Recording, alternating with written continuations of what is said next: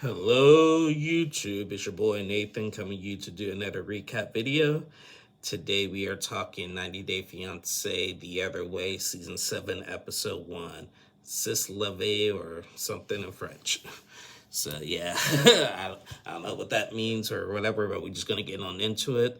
Yeah, we're at the Season 7 premiere, 90 Day Fiancé The Other Way. We got some new couples. We got a couple returning couples. So we only seen 4 couples in this episode. So let's get on with their interests. Now, about a month ago, I did my preview of introducing these couples for The Other Way. So make sure you go back and check that out. So the first couple I want to talk is Chloe and Johnny. So we met Chloe. She's 23 years old. Now, when I first saw this Chloe girl, beautiful little blonde, just like just a dumb blonde in her early 20s, like trying to live her best life. She kind of looked like and kind of reminded me of the female version of Brandon, of Brandon and Mary, who were on season 5 of The Other Way. Remember Brandon and Mary, the dude that was always on video chat with the girl from the Philippines, nonstop, and he moved to the Philippines. They got married and had a kid and stuff. Well, this girl kind of reminded me a little bit of him, despite the talk being on the phone 24/7. Don't know why, but just I don't know. But anyway, we met this girl named Chloe. She basically met this guy named Johnny on a pirate ship, and on a girls trip to Aruba, and one thing led to another, and they ended up basically hooking up together. Basically, now she is really planning on moving to Aruba to be with him. Basically, so we seen her and her mother like help her pack up some stuff and getting ready for this trip. Well, not the trip, but getting ready for her to move, basically. Everybody sharing, of course, sharing their doubts and concerns. Meanwhile, she has a friend named Jennifer who comes over, and Jennifer is like her best friend who tells her like it is and stuff and everything. Now, when I first seen this Jennifer girl, I'm like, oh boy, it's gonna be one of those other friends who is in her best friend's business and tries to control their best friends, don't know why, and starts crying over the best friend and stuff. This Jennifer comes in and tells Chloe, like, you think I'm here to wish you luck and stuff, but I really don't want you to leave because I think you're making a big mistake. Because we found out that this Johnny guy has already cheated on Chloe. Basically, Chloe found out on social media that Johnny was actually in Florida with another girl, and he says that he was in an open relationship with that girl and stuff and everything. And Chloe's like, that's what you want, fine, but that's not what I'm about to be, basically. Now, this Jennifer girl, like Chloe's best friend, she's actually married to a guy from Aruba and everything, but he actually moved here to the United States. So she's saying that, Aruba, with them being on a pirate ship and whatever, and like, working in the tourist area and stuff and everything, they're going to get hit on a lot, The best friend did make a good point by saying that when you go on to trips, places like Aruba and everything, the girls are just there for one thing, to have a good time and just to hook up and everything, but not to become anything serious.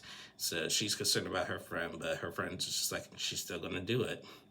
She's still going to do it. So, we'll see how that all plays out, but I seen this guy. I seen what this Johnny guy looks like. He looks, compared to Chloe, he looks really rough around the edges. I don't like judging people by their looks, but some people you could just tell. Just he just looks like he's going to be one of those really rough around the edges type guys. He's going to be really controlling to this little girl, basically. So I got the side eye on him. Just saying. So yeah, that was Chloe and Johnny. Next couple I want to talk. Let's talk about a returning couple, a fan favorite of ours, Jenny and Cement. Jenny and Submit, one of our returning veteran couples. Um, don't know how, but they were featured on seasons 1, 2, and 3 of The Other Way. Then they moved them over to season 7 of Happily Ever After. Now they're on season 7 of The Other Way. I don't know. The Happily Ever After season was just pointless then, but whatever. So they're back on The Other Way. They recap their journey, how they met 11 years ago, and then Submit was first married in arranged marriage by his parents, and despite all that, he got divorced, and him and Jenny got married in private because Submit's parents didn't accept Jenny, especially the mother, basically. But as time went by, after they got married and told them that they got married, Summit's mom, disowned them for a while, basically. The father and the brother and the sister-in-law accepted Jenny. And then the mom, we've seen on 90 Day Diaries in recent time, the mom has finally accepted Jenny. So great, that's all well and good. But now things are about to change. We've seen on a recent 90 Day Diaries episode that Submit had lost his job. I forget what he was doing, but he lost his job. Typical Submit. Submit just doesn't know how to keep anything stable. And now he wants to move back in with his parents. Now, I do know in Indian culture that, a tight-knit family is normal and everything. But for someone like Jenny, by the way, let's not forget, Jenny is 67 years old. 67 years old. One more time, 67 years old. She is way too old to be playing these games. Submit is 37, 36, about to be 37. Their age gap doesn't bother me as much. They just got other things to worry about. So they're moving back in with the parents, and Submit is elated. He is so happy.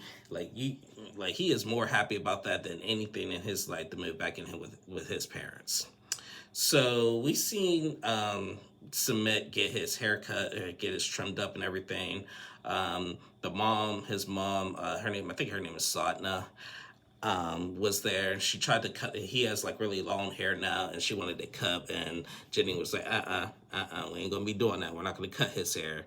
So they put it in a ponytail and everything, and it looks nice, cool.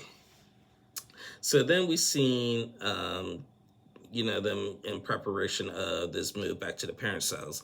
Jenny and Submit lived in this nice little gated community and stuff and everything while Submit was working, and just basically what Jenny wanted, her dream as she was living in India, basically.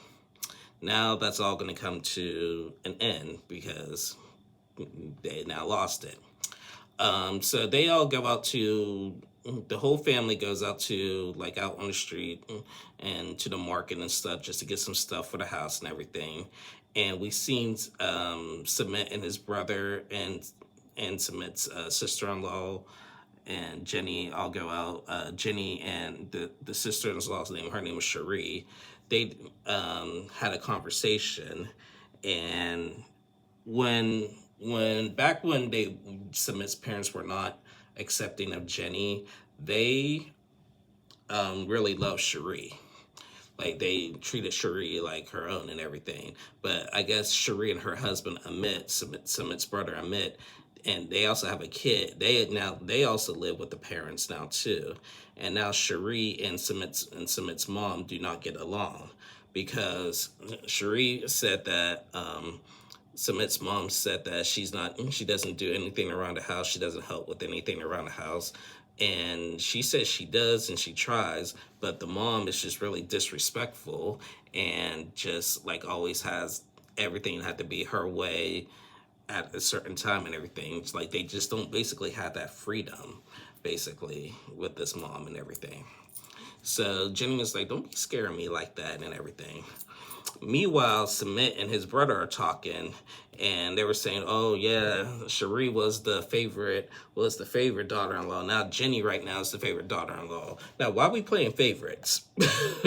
Why are we playing favorites? This is one of those things. I get the culture. I really get the culture, but Some things, no matter some certain things, and doesn't matter what culture you're from. Me personally, I wouldn't be playing favorites when it comes to my children or their spouses or anything, especially when they're all living together. So after all of that, everybody's all apprehensive. Now it's moving day. And Submit is so excited about moving day. He's just having the time of his life. He's like, I'm so excited to be under one big happy roof with my parents and everything, live the traditional Indian family lifestyle and everything. And Jenny's just like, oh God, my life is over. Lord help me. Help me, Jesus, my life is over and everything. Submit, are we gonna be doing this forever? And he was like, yeah, that's the plan. That's the plan. Jenny's just like, my life is over. Oh Lord. And my thing about that is Submit, grow up. For real. Culturally or not, there's got to be a point in time where you got to grow up. You're married. You are married. And I do think part of the Indian culture is after you are married, then you can be out on your own and doing stuff. But Submit just does not want to grow up. He really don't. And it's now not a point of a culture thing. It's a Submit thing and his mom thing. Submit does not want to grow up. He wants to live under mommy and daddy forever with his wife and everything. And he knows his wife is an older American and he doesn't care. He does not care. So this is the only I like Jenny and Submit, I really do. But this storyline is the storyline I was like really hoping to avoid for their season because it's always going to be the same thing. Submit's mother, I don't know, yeah, Submit's mom, you got Brandon's mom, like, what happened, Brandon's mom, Betty, like, these, they make me cringe. So they get to the house, and Submit's mom and dad and the brother and sister-in-law like greet them with all the rituals and stuff and everything that Jenny never got a good welcome from and everything and stuff. So it started off well, and then the movers came and started unpacking this stuff and everything, and Submit's mom was going through Jenny's clothes, and she went through one of her shirts at Cherie and stuff and everything, and Jenny's like, don't be going through my clothes, it's my clothes. And then she found a bottle of alcohol and said, like, you drink and everything? She's like, yeah, it helps with my migraine. I'm like, we got doctors for that. No more. And she almost like threw it, and she's like, don't you throw that, like, oh my goodness. Why is a nearly 70-year-old woman have to go through this? Like, for real, like, why is Jenny putting, staying, living like this? Why don't she just come back home to America? She got her daughter Christina. I love her daughter Christina. She has her own little Instagram business with her jewelry and products that she sells and everything. And she's funny and hilarious and everything. And she'll go to the woods end for her mother, basically. And I'm just like, I want to see Christina this season. But I just don't understand why Jenny is just putting herself into this. She knows her husband. I hate to say, but her Submit is a chicken. It's a chicken, something else that I'm not going to say, so I won't get in trouble. But he's a chicken. And so, because I have never met like a 38-year-old, 36, 78-year-old, whatever, how old he is, so scared of his parents and so eager to move back in with his parents and stuff, and wants to live there forever with his 30-year older woman. So, why do these people, I just don't understand why these people can't grow up. These people can't grow up, just saying. But anyway, that was Jenny and Submit. I'm done with them for now. Next couple I want to talk is another returning couple. We have Luke and Madeline. So we first met Luke and Madeline on last year on season 4 of Love in Paradise. I only covered 2 episodes of that season because with the 4 couples that they had, it was just like a really cringy season. So like a lot of my other fellow YouTubers actually didn't cover that season, fully cover last season 11 Paradise. I watched it. I watched it still. I just didn't cover it the whole season because it was just really disturbing with the couples that they had that season. And Luke and Madeline were no exception. Madeline was 19 last time. She's 20 now. Luke is 31 now, basically. He met Madeline on a guy's trip to Colombia. He said that him and his boys got on dating apps and he met Madeline right out the gate. Luke proposed to Madeline and everything. She said yes. Madeline is the big one. This is with her being young, but when you think of the definition of a gold digger, like I don't really like calling like some of these 90 dayers gold diggers, but Madeline is a really big gold digger. I'm sorry. She talking about, oh, Luke treats me, she got like this tiara saying, oh, I am Luke's queen and everything. He treats me like a queen and everything, gives me what I want and everything. We seen them video chat and they're like preparing for this dance. Like they're doing these kind of like dances, getting ready for the wedding and stuff and everything. And they're talking about this wedding that they're going to have in 3 weeks when Luke moves to Colombia. And Madeline says that she wants a helicopter to bring her to the place that they're going to have the wedding. And Luke was like, wow. Luke is poor. He's about to quit his job. And and this was a topic of his season last year on Love in Paradise. He is in debt big time. He owes a lot of money. He opened this like sunglass and jewelry business himself and everything, but he's not marketing it that well and not making a profit or anything. So once he's about to finish this job, spend the very little money he's got left to make this move to Colombia. And now Madeline wants a helicopter for this wedding. Like, oh my goodness, and everything.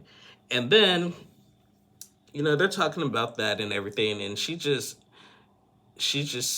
like Luke said instead of best, he said he will admit that he has a hard time telling Madeline no, but he's afraid that if he tells her no, that she'll leave him, and because I believe she's threatened that a few times and everything, because even we see them on 90 Day Diary saying that if Luke doesn't move here soon, that the relationship's over basically. So he's finally making the move. So we seen Luke with his father go to a shoe store because he had some shoes picked out for the wedding, but Madeline said that she didn't like the shoes and that if he wears the shoes that she ain't gonna marry him. What are we doing here? What are we doing here, basically? Because like they're just freaking shoes. So he wants to get shoes. He had to talk with his father. It was a really heart-to-heart conversation with his father. His father said it best. Like Luke said, I have multiple degrees and everything. And the father's like, yeah, you're smart, but you don't make smart decisions, basically. And there's a difference between being smart book-wise and basically just being careless in your life choices, basically. If you're going to be making these decisions, you got to have a plan. You got to have everything intact, basically. And so, he said, yeah, I'm risking all this for love, but, it's the choice I'm going to do now. So they ended up having a heart-to-heart conversation and gave each other a hug. But, looking at Madeline, like she is, again, she's young. She's 19, 20 years old. But if this girl only knew. And a helicopter for the wedding, that sounds, she's like, well, this is only gonna be one day of our lives and everything. But that sounds a little bit extreme because God forbid, like anything could happen with that. And that would have been perfect, because let's go back to Mark and Mina's wedding, because, Mark was an air pilot, he has his own plane and stuff and everything. So they flew around and they're playing after the wedding. But that was after the wedding. Nina didn't show up to the wedding like that. They took a plane ride after the wedding. So if she wanted to do that after the wedding, that'd be fine. But arriving her to the wedding in a helicopter, that's a little bit much. Just saying. So I just when I looked at them video chatting and everything, and just Madeline just like, wow, I can't with the gold digger thing. The last gold digger I really felt like that 90 Day Fiance really had. I mean, there's been multiple, but the hardcore ones was Amena. Remember Mike and Amena from season 5 of B90? Amena was like the first one. I was just like, oh my god. And now this Madeline chick, I'm just like, oh my god. So yeah, it's gonna be a long season with this couple. So yeah, that was looking Madeline. And the last couple I want to talk is this newer couple that we have, Anthony and Manon. And I can tell you what, this Manon chick, she's something else. So this Manon chick, she is from France, and Anthony's from California. They already live in America. We seen Manon. She's a plus size woman, and she did like a photo shoot with other plus size people because she's felt really insecure about her body. Growing up, she says she's always been made fun of in France when she was living in France, that people make fun of her weight and stuff and everything. So she developed this like woman empowered movement who are plus size women to free, be free with themselves and be comfortable in their own bodies, which is amazing and stuff. And I thought all of those women were really beautiful. So I felt bad that they feel that the way they feel and everything in their own skin, but I'm glad that Manon does that. So Manon says that she's been living the American dream, basically. She met Anthony a couple years ago. They got married and they even have a boy and everything. But Manon is always on the go. She does a lot of marketing, social media business, and so forth. And she's constantly on the go. And her husband, Anthony, was actually forced to quit his job to be a stay-at-home dad because she's just constantly on the go. And what I got her out of this was that, neither one of them didn't seem and I don't want to make it sound like I missed something, but just in my opinion, it sounds like that they weren't even with the baby being really young, they both had a hard time not being there for him so much. And so their plan with that is they want to move to France to try to save their marriage and be closer for their family and stuff and everything. Now that's going to come with some challenges. So they sold a house and they got a buyer. They're trying to sell a car. They owe $70,000 on the car, and they're only getting a quarter of that or something with that. And Manon was pissed. She just felt like she was going to go broke and everything. And so they get into a car and they drive and talk about it. And Manon is freaking out. She was just Anthony tried to tell her, just because we're going to be a little short doesn't make us broke. And she was just like, I don't care. I don't want to live like that. Anthony just feels like since we have a roof over our head and clothes on our table, then that's fine. She doesn't want to live. Manon wants more. She wants to keep working hard to be successful, to have more for her family. And I respect that. I can't say nothing bad about that. I respect that. There's nothing wrong with wanting more and working hard to get more, but sometimes the reactions are not necessary. And she was screaming at him and everything, and then she even told him if you want somebody else, go find somebody else, basically. Because Anthony was trying to tell her we're not going to be poor after we do all this and everything, and you're basically overreacting and stuff. And so they were arguing about that and whatever. And then they meet up with their family to tell the family that they're moving to France.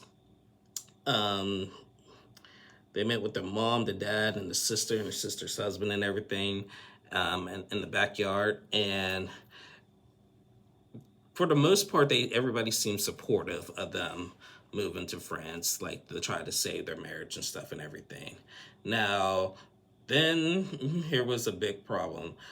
Anthony's sister and Manon got into it because apparently a few weeks prior, Manon had confronted in Anthony's sister, and like just with the frustrations going on with her husband, because Anthony and Manon just felt like with all everything going on, they felt like they're resenting each other. Basically, like nobody's like basically there for each other in this marriage. Even for their kid, they're not there for their kid as much as they should. And I'm sorry, that's just from what I gathered in my opinion out of all of this, basically. So Manon confided in Anthony's sister and said that sometimes your brother makes me want to die, basically, and everything. And the sister brought that up where she wasn't supposed to, and she was like kind of giving her opinion on why they shouldn't move, and like, you know, trying to talk down about it. And the parents was like told her like, stop, don't do that to them. Don't do that to them. Like, I'm not, and she was like, I'm not doing that to them. I'm just like, you know, I'm just going by what some of the conversations that said. And then Manon flipped out on the sisters, like, you know, I confided in you and you're going to bring this up, like, and this is how we're going to do it. And like, this is what you said and blah, blah, blah. And then Manon was like, okay, you know, just get out of my house. Get out of my house. It seems like this Manon chick, she has a really short fuse. Like, she has a really, really short fuse. And we've already seen a blow up already. So I'm just curious on how worse it's going to get. But, you know, they had the most scenes in this episode. But, this girl is something else. And it's going to be an interesting season, seeing their story and how they make it to France and stuff. So, yeah. Wow. What a first episode. So yeah, judging by the previews, you know, I know Jenny and Submit's mom, that ain't gonna last. That ain't gonna last. Luke and Madeline, Chloe and Johnny, and we still got two more couples that we gotta meet. I think we'll probably meet them in the next couple episodes. So I'm looking forward to their journeys as well. So. But yeah, what a way to kick off season 7. It's going to be an interesting season, all right. But anyway, guys, yeah, that is the end of my review. I will be back on next week to recap Happily Ever After. Thank you guys so much for watching. Please like and subscribe to my channel. I might try to find something else to come out here and do something. I still gotta get caught up on 90 Day UK. I know that season's almost over and stuff. All the good stuff has passed already. That's why I haven't come out and did 90 Day UK. But I'll see what an episode does, what the recent episode looks like, and maybe I'll come out and do that. But if not, I'll see you guys back next week for 90 Day Fiancé Happily Ever After. So again, thank you guys so much for watching. Please like and subscribe to my channel, and I'll see y'all again soon. Bye, y'all.